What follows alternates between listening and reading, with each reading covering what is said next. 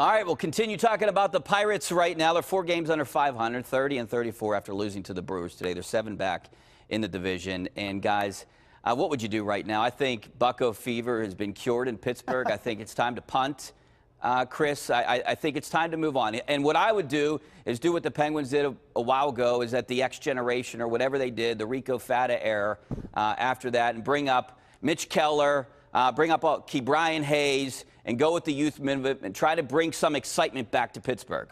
I mean, Mitch Keller just struck out, what, 13 of the 15 outs he recorded, or 16 outs it was in that start that he had, and he struck out the first 12.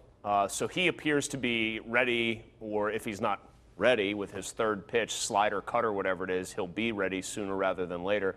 I want to see Ke'Bryan Hayes be a little bit better, frankly, in AAA. As to what I would do, I know they could say, hey, Tyone's not here, and we're still trying to find our sea legs, and the second wild card means that you're probably in it unless you're terrible until the very end of the season.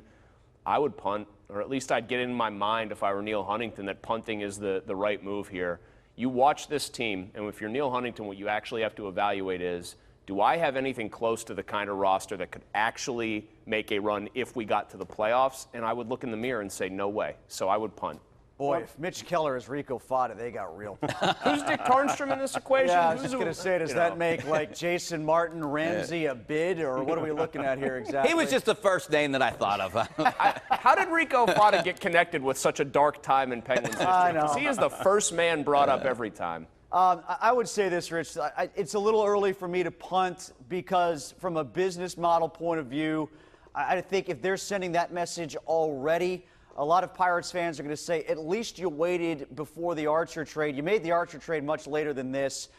They haven't had their opportunity to get really hot in June, July, even August. Sometimes they tend to do with like 10 games in a row. So I would wait a little bit before I started the sell-off. I don't know. For me, when you look at the roster and you look at who they're competing against, can you really look at them and say they have a legitimate chance to be that 6th team in the National League, or the 5th team, or whatever it is? I mean, you can't. I mean, the pitching it's weird because, like, the narrative is flipped completely, right? Remember last year it was like, well, they might be able to hit, but we don't know about the pitching. The pitching turned out to be good. This year is like, well, the pitching is going to be great, and we're not sure about the hitting. The hitting's been good. Colin Moran's having a good year. Highest batting Reynolds is having a good year. Yeah. Josh Bell obviously having an all-star year. It started out that way, Will. Actually, remember, like first 3 weeks, first month of the season, it was going to score. Since the end of April, they have the second highest team batting average. But, you know, I think, like, everybody's talking about, you know, I was fighting with some guy on Twitter before this and talking about their run differential, which is why would you do that? 26th in the league. They're minus 78. I mean, it's sort of impressive that they hung around, considering they get housed about once every 10 games, 14-1. That part is impressive, but I mean, when you look at it, this gap here, since Tyon went down, when they had a chance to make a move to try to get somebody with an arm to help them out, they didn't do it. They didn't do it. They went with the opener. They went out with Davis, to be fair, has arms.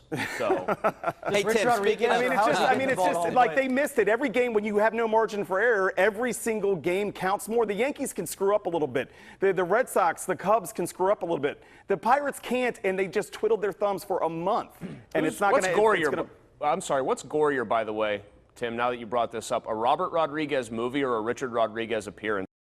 You brought up the ability for Rookie Davis to at least show that he has arms. I know every single bullpen member of the because they keep turning to one like that. It is a great name, Rookie Davis. By the way, Will, though, you're right. Like, I think that was the best thing said, is look at their roster and what it is, and they've made it clear that that's what it's going to be. And then look at the rosters of the teams they would have to leapfrog or be in the mix with. It really, I mean, I want to believe. Their kids that they believed in the roster have been pretty good. Reynolds has been good. Okay, but Newman's been good, but it's the pitching staff. They did nothing to help it out when the injuries. Tim, you know, we'll start with you real quick, guys. Speaking of hitting, do you think the Pirates, you think Brian Reynolds is with the Major League team the rest of the season? I think he should be. I think he should be, too. It's not a guarantee that they will. I thought at this point, roughly last year, too, they would have gone with Meadows for the duration, but they didn't. The flip side of this, by the way, we're talking about Reynolds, about who I think should stay up. We just killed Neil for some of the stuff. I mean, let's remember that Kutch trade to the Giants worked out pretty well. Crick's pretty good. Reynolds looks like he's pretty good. So we've been killing Neil. The flip side, he does sometimes pull stuff out. Haven't been terrible either for the Cole trade. So I think Reynolds should stay up, and for whatever reason, I have a weird feeling that he will. I think, frankly, it's that Meadows had some pretty good numbers, but then he did taper off. Part of that last year was that they weren't playing him every day. Reynolds has been so good, so consistent for a decent sample size now, I think it would be, let me put it this way. If they sent him back down, it would be because they were really desperate to trade one of the other guys. I think Neil Huntington is a lot of things, but I don't think he's crazy enough to send down a guy that doesn't have anything left to prove at that level. Yeah, but we can't start his clock, guys. They need another year out. I mean, of him. that ship already sailed, though. It's way gone. See, that's the thing. That ship sailed the minute they brought him up, and I don't think they expected him to be anything close, obviously, to what he's been. Now that he's here, that feels like an easy olive branch. If he keeps hitting, keeps playing even close to this well, you keep him up and you say, look, here's a guy that has played at a very high level, and we never sent him back down. He's been here the whole time. All right, now let's go around the horn for this week's Smooth Move, brought to you by Pittsburgh's largest supplier of the smoothest granite, marble, and quartz countertops, Armina Stone.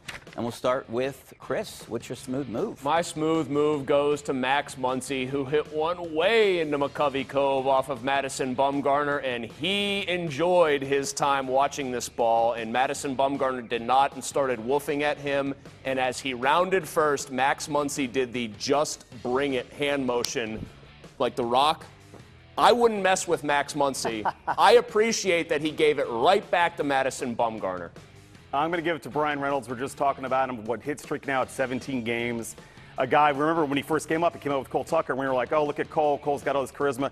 I firmly believe, by the way, that that Reynolds is in a Soundgarden cover band that plays at Mr. Smalls like once every 3 weeks.